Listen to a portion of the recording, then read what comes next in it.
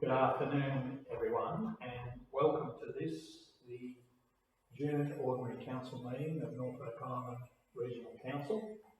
And I'll start the meeting by asking the General Manager to recite the statement of respect. Mr. General Manager. The Norfolk Island Regional Council promotes a climate of respect for all. We will endeavour to inspire in our community shared civic pride by valuing and protecting our unique culture and environment, both natural and built, for the current and future generations.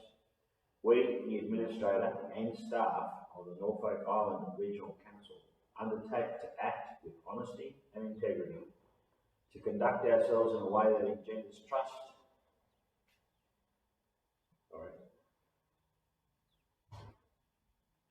trust and confidence in the decisions we make and the actions we take on behalf of the Norfolk Island community. We acknowledge the Norfolk Island people, the traditional custodians of this island. Thank you. And for the record, Mr. General Manager asks, are there any apologies? Nil. And are there any disclosures of interest? Nil. Thank you. Then I'll move to item 5.1. Where is it? One name only.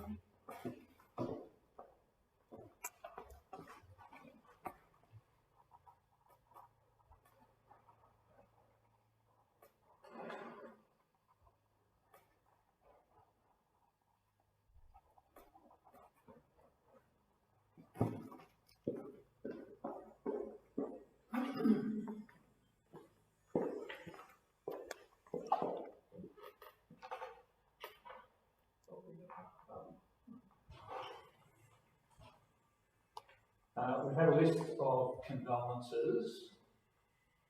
Included on the list is Leon Bubby Evans, who died on the 30th of May 2021. And I ask that this be incorporated into the minutes of council meeting, please. And I'll ask for a short period of silence out of respect for Mr. Evans.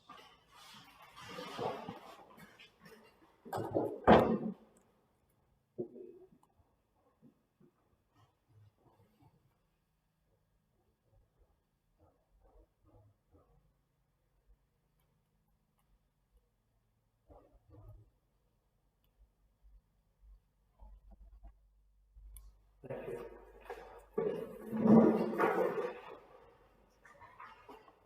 And I'll now move to item 5.1, which is the confirmation of the minutes of the council meeting held on the 5th of May 2021. Mr. General Manager. Minutes before you for the 5th of May are a true and accurate record of that meeting. You to review, receive and adopt. Thank you. I have reviewed the minutes of the council meeting and I resolve that the minutes of the council meeting held on the 5th of May 2021 be received and the recommendations therein be adopted. And I'll move to item 6, which is the public access session. Mr. General Manager, have there been any requests for public access? Not this one. And I note in relation to item 7, there is no mirror minute. Item 8, the status reports, Mr. General. There's no status reports for this meeting. Thank you. And reports from committees? There's no reports from committees this week. Thank you. Okay, so I'll move to item 10, which is the section for reports from the General Manager. And the first report is item 10.1, review of the NERC telecom services. Mr. General Manager. Thanks, Mr. Administrator. Before you is a report to commence a process that was identified through the external audit that was conducted by Grassroots Connections. We're addressing external audit findings 38, 39, 41, 42, 50, 58 and 59. So it's quite a considerable piece of work. The report that's before you is recommending that we engage a specialist firm to undertake a detailed analysis and prepare an options paper assessing alternative arrangements or options associated with the business enterprise. That's what we're terming phase one. That's followed by phase two, which is a business case to inform the decision-making process. And the third phase would be implementation and transition. The report that's before you is only for phase one, but we want to make sure that we're being open with the community in this part of the process, which is trying to find a process that can match the requirements of the external audit findings that the council has adopted. In detail, over pages 20 and 21, we run through each of the external audit findings and how this report is going to address each of those things. But today, in phase one, we're seeking to engage GWI Proprietary Limited to complete the below scope of work to be delivered across this phase. The reason that we're putting forward GWI as the preferred supplier is that this was the company that was engaged to undertake the existing external audit report. They possess a strong understanding of the complexities of NERC's current operating environment, including its constraints and challenges, and it's able to demonstrate experience engaging with council staff across the business. And it possesses expertise and good knowledge of the commercial telecommunications market. GWI are also a local by preferred qualified contractor list in Queensland and also New South Wales state procurement panels. And GWI has provided a quote for the provision of this service as detailed in just for phase one. It's also important to note that GWI were engaged by the Commonwealth originally in this process with external audit, and it wasn't the council that went through that part in that first process. Phase one is to focus on what we've actually got for physically for infrastructure and the state and capabilities and life cycle that we've got. It also needs to look at customer revenue, products and pricing and the volumetrics that go with that. It's about resourcing the financial and non-financial of the business unit. The ICT systems for all its functions, so the infrastructure database, the maps, activations, assurances, billings, operational environments, any third-party contracts. In particular, the ability to work around the legislative environment that has to look at the Norfolk Telecommunications Act of 1992 and also the Federal Government Telecommunications Act. And there's a considerable amount of work that requires with consultation with the staff and understand what that value is to council so we can bring this document together. I just want to highlight that one of the undertakings you've given as an interim administrator was engaging with the community, and that is a big part of phase two of this process. So this phase one was really about the internal mechanisms and the things that we need to pull together so that we've got the full story to take to the community in phase two. So I just wanted to make that a clear distinction because it's an undertaking you've given. So phase one is all about pulling the information together first. Phase two is more about going to the community about what we have and what they're looking for moving forward. And I won't touch on it in phase three at this stage because it's a long way off and we need to go through a couple of other things first. So I put to you that we're looking to address quite a number of those external audit findings, and I'm asking you to engage a company to conduct phase one, which is recommended in the budget. Thank you, Mr. General Manager. Just in terms of the priority arrangements around the purchase of this nature, it is proposed as an $85,000 expenditure. I have inquired after reading the business paper, and I accept the explanation that I've been given that GWI has been recommended as a preferred contractor in this case because of its considerable understanding of council's current telecom framework, and that it was engaged, that the GWI was engaged in undertaking the audit report So it's already developed a strong understanding of the complexities of NOV's current business framework and operating environment.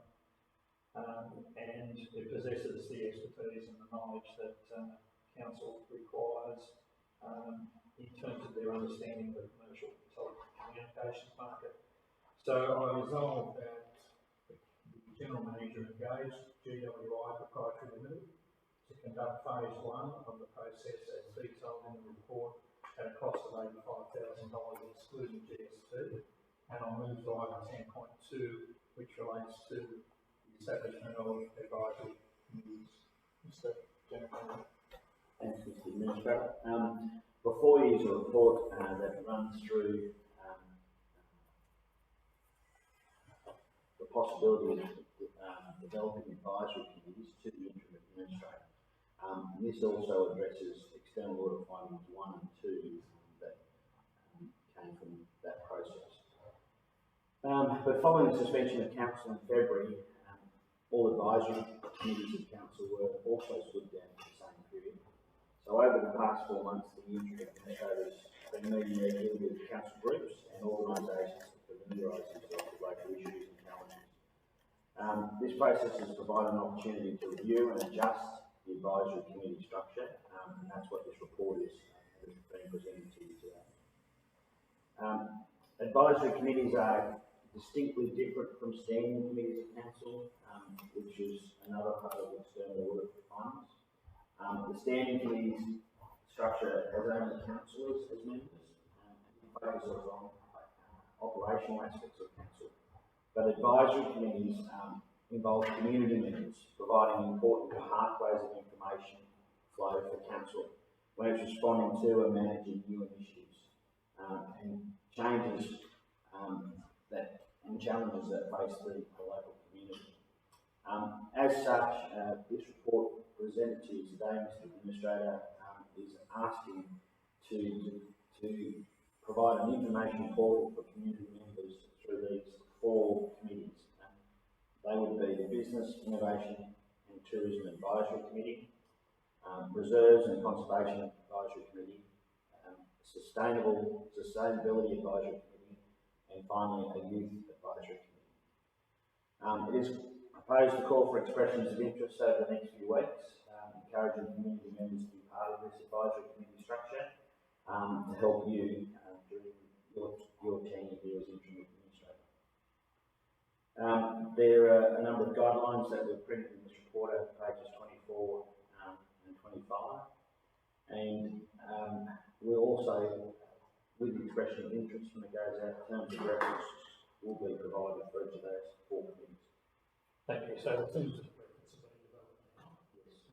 Ready the time for the call for expressions of interest. Yes. Thank you.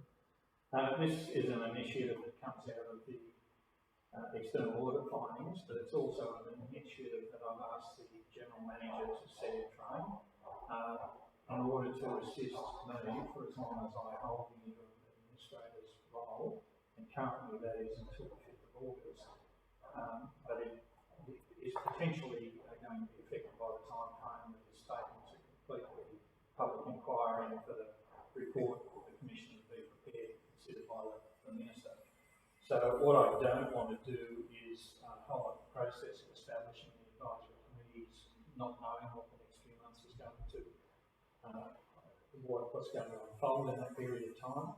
And also the council itself, if an elected council is returned in short term, that council may find that once operating these advisory committees may be a very useful tool for obtaining community input into various subjects. So having said that, I resolve that council note the report on the establishment of advisory committees. The council rescinds all previous guidelines in terms of reference for advisory committees. The council adopt the above guidelines for the establishment of 4 advisory committees, being the Business, Innovation and Tourism Advisory Committee, the Reserves and Conservation Advisory Committee, the Sustainability Advisory Committee and the Youth Advisory Committee. The council call for expressions of interest for the 4 advisory committees, and the council note, following receipt of applications a report be presented to the interim administrator for appointments for said term. So resolved. And I'll move to item 11.1, which relates to the workforce plan project. Mr. Jan. Thanks, Mr. Administrator. This report addresses external audit finding 76. Before you is a recommendation to update our workforce management plan, which has been out of date and requires some current and future workforce needs to be addressed. There are commitments in the TARPILI, which is our organisational development plan and people strategy, that have not been actioned yet because there's no clear workforce plan. For you, 3 quotes from companies that are recognised in developing workforce plans, and we recommend today to you to approve the guidance group to develop this workforce plan. Thank you, Mr. General Manager. I have reviewed those quotations myself, and I'm satisfied that the recommendation that is before me today is an appropriate recommendation, and that this work is being commissioned in the exercise of the adoption of recommendation arising from EAF 76 and the external audit findings, and I resolve that Council approves the Argent Group developing the Norfolk Island Regional Council Workforce Plan valued at $10,000. And I'll move to item 12.1, which is the investment report. Mr. General Manager. Mr. Administrator, my computer's a bit slow. Page 49. Before you is the monthly investment report, just highlighting a total of cash held at Council's 4.3 million. Unrestricted cash is now sitting at 2.1, and funds held in trust just over $600,000.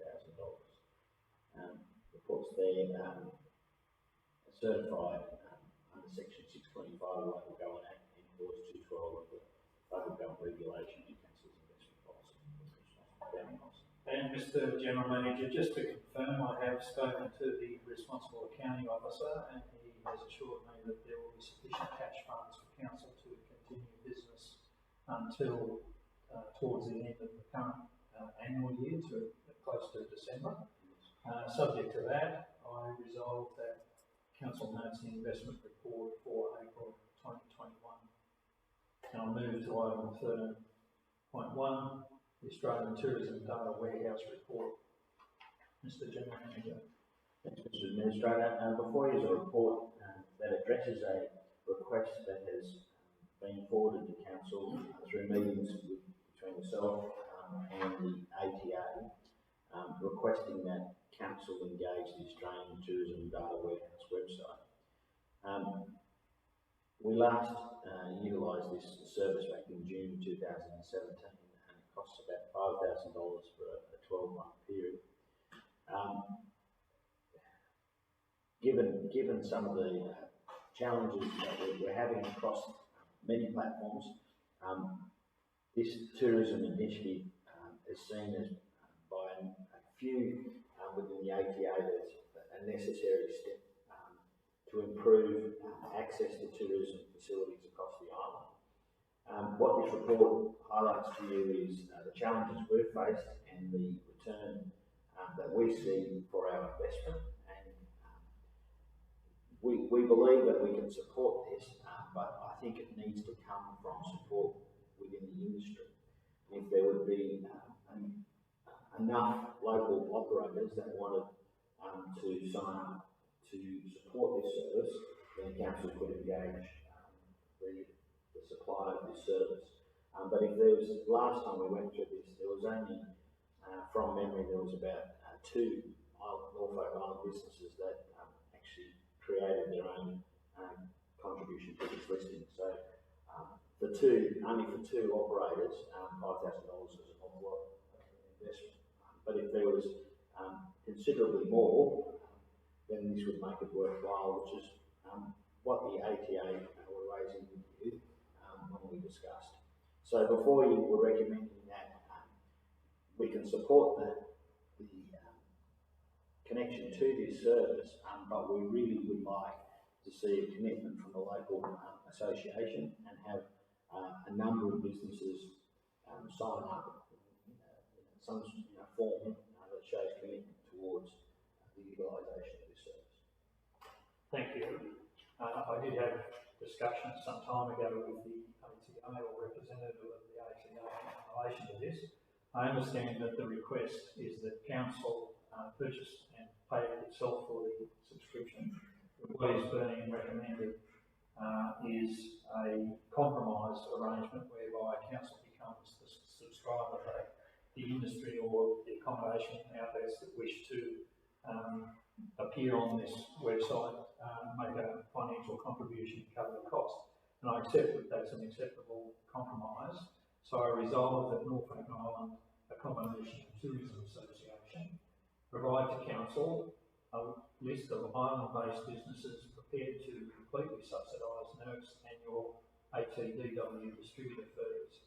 If enough businesses agree to pay annual ATDW contributor fees and sign an annual ATDW contributor agreement, NERC will renew Norfolk Island as an ATDW distributor, enabling approved contributors to develop their own ATDW listings. So resolved, and I'll move to item 13.2, which is the tourism report for May 2021. Thanks, Mr. Administrator.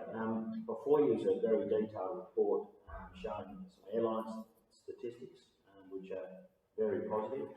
It shows tourism gross sales, which again show a very positive flow of information. But I suppose the highlight of this report, Mr. Administrator, is on page 55, which is a picture-based show of data that we're currently pulling from our website analysis. So this is due to the work that was done around the White Term project, and it's showing considerable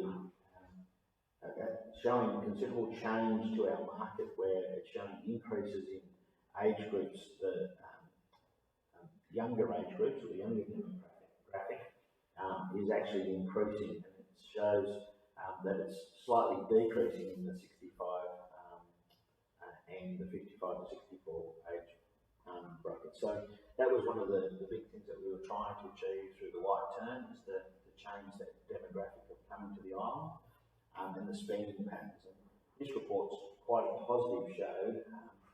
I think not in this report, but received an email just last week from our tourism team leader showing that May figures that just received are the best May on record since 2011, which was prior to the GFC. So we've had quite an amazing last few months as tourism business. Thank you, Mr. General Manager. Those trends are very pleasing to see. The report is basically there for my notation, or council's notation, so I resolve the council notes the information provided in the tourism report for May 2021, and I'll move to item 13.3, which is a report on the Norfolk Island liquor bond sales performance for April 2021. Thanks, Mr. Administrator. Just a short report, and again showing some positive figures there for council and having increased sales for April and increased total sales to date. So just a short and sharp report. Sorry, there's one thing I would like to highlight, and that was the cost recently of freight to bring in 9 20-foot containers recently was a very expensive exercise. The total freight cost for that was $169,000. So that's approximately twice the rate of our normal sea freight costs. So I just wanted to highlight that. Thank you. It's pleasing to see that, notwithstanding the impacts of the ongoing COVID situation and more recently the uncertainty of shipping capacity and its impact on freight, on all freight, but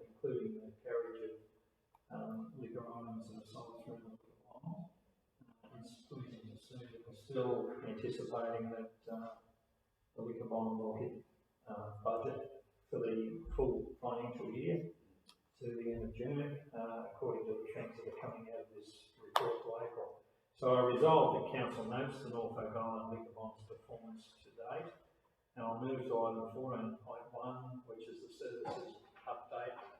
Mr. Taylor's not here, so Mr. General Manager, can you assist me with this one, please? I can. Just a short report, Mr. Administrator, and it's just giving you an update on some of the services that the team have been working on. A couple of things of note there is the continuation of cleaning up portion 44A, and that's what lands next to the school on that was right, New Cascade Road, I think. And so there's moved 500 tonne of screen rock there in the last short while. And the footpath project is starting to move on. You would have seen that where it's heading to the airport in town. So it's moving along, and as is the roundabout works that commenced on the corner of Rawson and Taylor. Thank you. Mr. General Manager, is this the appropriate place to ask a question about the construction of the library building next door? Just come under this? No, not really. That would come under the stimulus project, so we haven't got a report, but I'm happy to take any question on that. I'm just curious because there are some questions being asked about that project as to where it's up to, just for the record, and if you could give an indication of when it will be completed.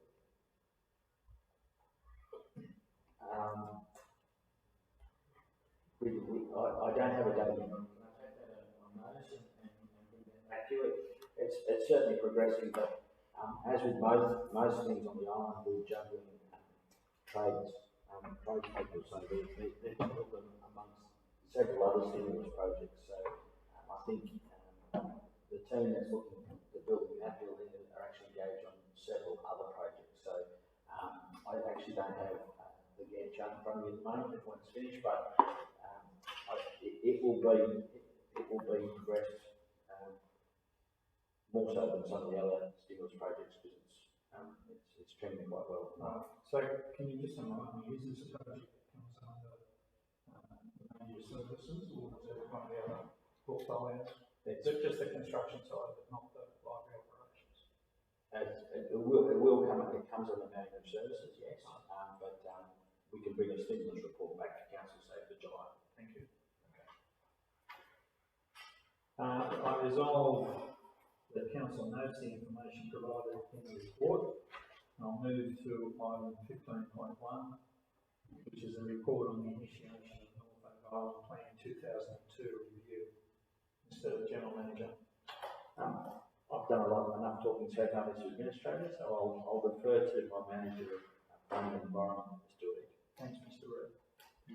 Mr. Administrator, Mr. General Manager, so before you, Mr. Administrator, there's a paper advising of the status of the review of the Norfolk Island Plan 2002 and to seek endorsement of Council's previous resolution 2019/24 to request the Minister to initiate the periodic review of the Norfolk Island Plan. A bit of background, report number 13.3 was presented to the Order of Council meeting on the 23rd of 2019. Provided statutory background for the review of the Norfolk Island Plan. Attached to that was a report titled The Proposed Matter for the Conduct of the Norfolk Island Plan Review, as well as the Council Resolution, which has been appended to this paper, to request the Minister to initiate the review of the Norfolk Island Plan and to determine and undertake the review generally in accordance with the matter set out in that paper previously mentioned. Subsequent to that, the Department of Infrastructure briefed the Administrator as the Minister's delegate in June 2019 and subsequently prepared and attached draft Gazette notice that would commence that review. Using at that stage was for Council to prepare a discussion or scoping paper which would set out the areas that would be covered as part of that review. I guess the current position or status on that actual discussion paper is currently being finalised, and the aim of the review is to focus on housekeeping matters with the expectation expectation that a major review of the Norfolk Island plan will take place following the outcome of the current public inquiry, as well as receiving a number of other reports and assessments, including environmental assessment of population strategy and the recently received or completed soil water resource assessment. So, in summary, the Norfolk Island plan is overdue, and it's necessary to initiate a housekeeping set of amendments in the meantime, which would also improve the effectiveness of the plan and the general efficiencies. So, in summary, we are simply putting towards Council previous resolution from 2019 to make sure that status is clear, that we will approach the administrator for that to be developed in the future.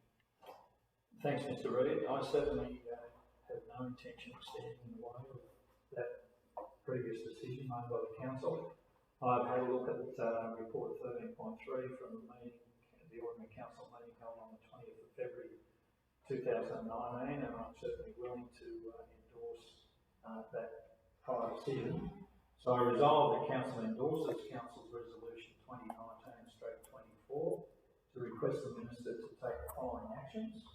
1, pursuant to section 7(3) of the Planning Act 2002, Norfolk Island, the minister initiates the periodic review of the Norfolk Island Plan 2002 by inviting public comment on the effectiveness of the plan in promoting the objects of the Act through a notice of the review to be published in the Gazette. And 2, pursuant to section 17(4) of the Planning Act 2002, Norfolk Island, the minister determines that the periodic review of the Norfolk Island Plan 2002 be conducted generally in accordance with the manner described in the attachment to this report in the proposed manner for the conduct of the Norfolk Island Plan review. So resolved, and I'll move now to item 15.2, which is the planning and environment update. Mr. General Manager. Again, Mr. Administrator, I'll hand the manager planning and environment, Mr. Reid. Mr. Reid. Thank you, Mr. Administrator. This is a broad-ranging update on all things planning and environment council in the last month. But what I might do is point out some highlights. Firstly, in the planning space, as well as the some planning assessment work, the planning team and council has been working with the services team to complete the environmental impact statement for the proposed young growth quarry at Cascade. That should be pointed out that NERC is the proponent for that development, and the intent is for a new supply of rock, which is critically needed for the local economy. The draft EIS has been developed, and it has been reviewed by the independent assessor for adequacy. There's been some comments made by that independent assessor, which we have worked through the majority of, and we're currently in discussions with that assessor to finalise with the intent that that EIS will go to public exhibition in June sometime. So that is outside, I guess, of the normal planning activities for council. Moving further through the report, I'd just like to point out some of the waste export statistics for the month. We're now 11 months in the financial year, and so for the month of May, we exported another 35.2 tonnes of waste, a variety of types, including residual waste, aluminium cans, e-waste, and cardboard, which takes us to just shy of about 530 tonnes for the year with 1 month to go. And finally, I'd just like to make mention, which I have done in previous meetings, of the progress of the environment program, which is a number of activities and initiatives that are being rolled out across councils, across public reserves, both owned by council and the Commonwealth. And so for the month of May, some of these activities have included native tree planting through a community planting day at Two Chimneys Reserve, some further weed removal at both Ball Bay Reserve and Bunbury Reserve, some exceptional efforts by the Norfolk Island Flora and Fauna Society through weed removal at 100-acre reserve, as well as tree felling in the reserve for a number of dangerous trees, and further weed removal for Selwyn Reserve. If I could just add to that, Mr. Administrator, those volunteers that I mentioned earlier, from the Flora and Fauna Society celebrated a milestone during the month, where they completed a full sweep of the entire 100-acre reserve, which has taken them over 18 months, which is a significant achievement. So we're very welcome the community, very thankful for that. And in addition to that, as I pointed out before, there was a community tree plant that held at 2 Chimneys on the 23rd of May, which was well attended with over 30 community members attending that. And we'll continue to have a number of those through the financial year plan. We have one on Sunday just gone at Ball Bay Reserve, so we're looking forward to 2 more of those. Thank you, Mr. Ridley. Can I just check with you, the work that was done for 100-acre reserve, was that by the group that you introduced me to a month or so ago alongside? The Coral Berry. Yeah. Okay, and so I'd like to see that group acknowledged, and also the community members who come in on a voluntary basis that you just referred to, some acknowledgement of that. You may have already done it, but I'd like to see it as a formal thank you from council.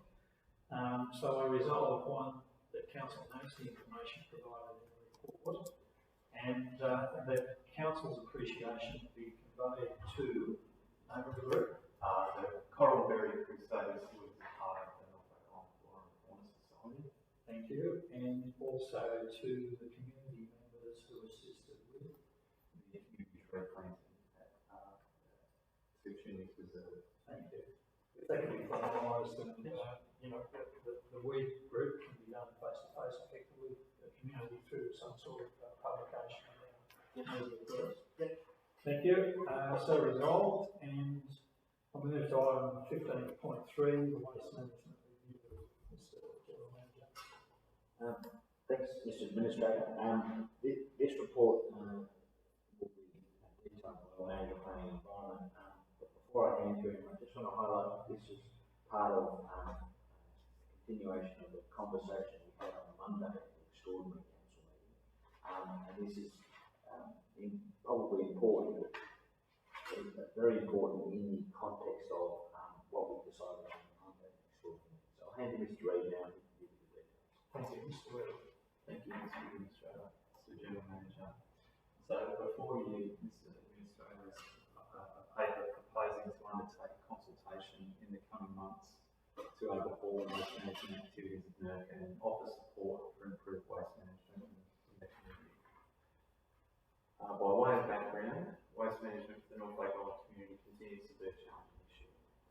This is highlighted by the preliminary findings from the 2020 review of Norfolk Island waste management systems conducted by Marine Plastic Solutions, which was a report commissioned as part of the broader environmental assessment conducted by Monash University on behalf of NERC. While the report's to be finalised in the coming weeks, the preliminary report finds that Norfolk Island generates approximately 590 tonnes of solid waste per year, with businesses generating the majority, around 60%, and households somewhat less, around 40% of the overall total. Some other key findings of the report include that the cost to landfill 1 tonne of mixed household waste from Norfolk Island is approximately 6 to 10 times higher than the cost of disposing the equivalent amount of waste, for example, in the former Quarry region of New South Wales. However, the indicative cost per capita for landfilling waste is slightly less on Norfolk Island than what it is on, for example, Lord Howe Island. Norfolk Island residents produce approximately 4.8 kilograms per person per week of solid waste, both residual and recyclables, which is around 68% of the average of the New South Wales resident. 60 to 70% of the island's residual waste is currently disposed of on the mainland as quarantine waste contained with plastic. Based on surveyed household waste, 17% of residual waste was paper, while up to 32% of residual waste appears to be food or organic biological. This is an unnecessary cost burden on waste export and disposal, and could save the community over $300,000 if segregated and used for composting. Cardboard is the largest municipal waste stream, making up about 30% from commercial and domestic sources, and the greatest component of household waste is glass, which is about 42%. of the total and is almost 20% of all municipal waste. So Norfolk has performed a commendable job in reducing the amount of waste disposed at Headstone in the last 4 years. There is further reform and improvements required to prevent the dumping of waste into the ocean, drive down the cost of waste management for the community, and to educate and incentivise the community in reducing costs and seeking opportunities in managing waste appropriately. As was mentioned earlier, Norfolk has proposed to introduce a community waste management fee in FY22, which would supplement the existing waste levy on imports and reduce the need for cross-subsidisation from the revenue generating areas of council. However, this is only an interim step in responsibly addressing waste management on Norfolk, as it does not address the true cost of handling, transport and disposal. So it is proposed that once the 2020 review of the Norfolk Island Waste Management System is finalised, that a consultation paper is developed to address the following matters, and they include developing a proper user-paid system for waste management, the potential for a home waste pickup service or equivalent service, including approximate costing, pickup requirements and contracting options, circular economy opportunities and social, economic and environmental benefits, which could include development of a dedicated reuse centre, support of cottage plastic recycling industries, support for other circular economy initiatives and reusable products such as glassware and compostable packaging, council incentives and support schemes for site ventures pursuing circular economy initiatives. In addition to that, meaningful incentives for waste reduction and recycling, including appropriate waste stream pricing, and options for re-diverting waste away from sea disposal, including processing, delivery to the mainland, or repurposing of that material for delivery back to the community. These activities that we wish to consult on will be considered in light of the endorsed waste management strategy developed by Imprints in 2015. So the release of the consultation paper, I think it's important to point out, Mr. Administrator, would be in combination with a number of other waste management activities over the coming 12 to 24 months.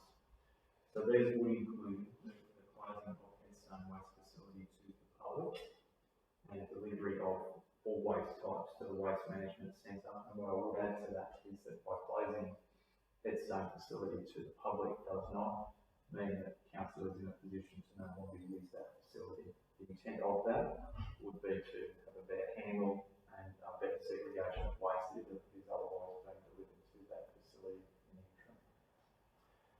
Other activities include forming a sustainability advisory group with representatives from the community, local business and education sectors, as had previously been mentioned. Approach to market for delivery of waste export and disposal services, seeking replacement of waste management centres equipment, a coordinated waste education program for FY22, and a harmonisation of environmental protection legislation. So in conclusion, it's expected that the independent waste management survey will be finalised by the end of June. This will allow the consultation paper to be prepared and distributed during July with focus on feedback around July. This will then inform any major decision making for FY23 and can be planned for in the operations plan and budget. Thank you, Mr. Reid. These proposals have my full support. They're indicative of engaging on some complex changes to the way waste has been managed in the past, and together with the revenue framework that is currently out on submission, was adopted on Monday, I think you could fairly say that whilst there's a long way to the finish line, these initiatives, Mondays and today's, mean we're off and running with something in the future in terms of waste management. So I resolve that council supports the consultation process proposed in endeavouring to make improvements in waste management practices on Norfolk Island. And I'll move to item 16.1, which is the report on categorisation of council land in the Middlegate area. Mr. General Manager. Thanks, Mr. Administrator. I'll ask the Manager of Customer Service to address this report. Mr. Administrator, General Manager. is just to formalise the classification of the portion of land in the leverage area, portion 54C1. Under the Local Government Act, council is required to classify land as either operational or community land, and the importance of that is the council's ability to then lease, sell, or license on those portions of land. In 2016, during transition, the Minister of the Territories, then Paul Fletcher, issued a certificate transferring land to the AMI from the community government. Portion 54C1 was one of the items that appeared on that certificate. In June 2018, Council adopted a report, the classification of public land under the Local Government Act, and this classified portions of land owned by the AMI, and as well as portions transferred under the schedule from the Minister. Unfortunately, portion 54C1 was omitted from this report, so this today's report is only just to formalise its classification along with the other portions of land. Unfortunately, transitional elements were in the Local Government Act that allowed council until 30 June 2018 to classify land as operational. Those transitional elements have now ended, and because portion 54C1 is zoned open spaces, it does need to be classified as community land under the local government. Thank you. Was that all you needed to say? Thank you very much. I resolve that under section 31 of the Local Government Act 1993, New South Wales, Norfolk Island, Council resolves to classify portion 54C1, Lot 16, Section 6 as community land. And I move to item 16.2, which relates to changes to the broadcasting legislation. Mr. General Manager.